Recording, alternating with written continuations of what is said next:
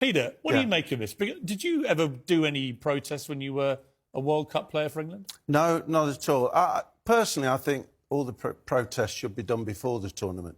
You know, I think it's the tournament, the World Cup is the greatest football show that we have. And I think, you know, it's getting sidestepped a little bit with protests of this and protests of that.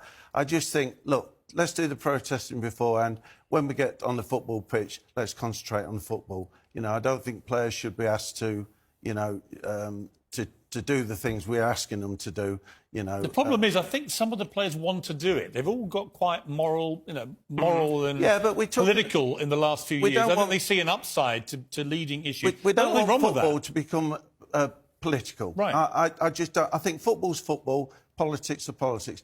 The problem was that Qatar was given the World Cup in the first place because the FIFA should have known that there was going to be a lot of protesting against certain things. Having said that, look, on that point, I mean, Mark, I feel quite strongly about this.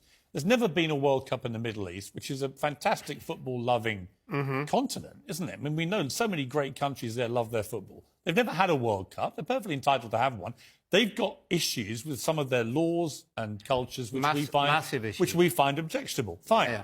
But what happens at the next World Cup, which is going to be in America and Mexico and Canada, right? You don't think Mexico has issues we should be concerned about? America has draconian laws about abortion, for example. It has laws about gun rights, which we find objectionable over here in the UK.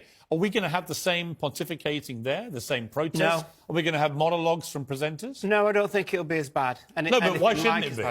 Well, I mean, the thing is with this is that for some reason it's like we're saying that the Qataris are just, you know, what, are they lower than us? You know, because of the, you know, the Arab states, etc., which obviously no. But I think the problem is end-to-end insofar as is we think about the organisation, you know, such a small country, all those kind of things. The other thing as well, Piers, as we all know, that, you know, FIFA's corrupt anyway. Well, that's the problem. Has been for years and years and years. And until you sort them out, it's a waste of time. What about the BBC here being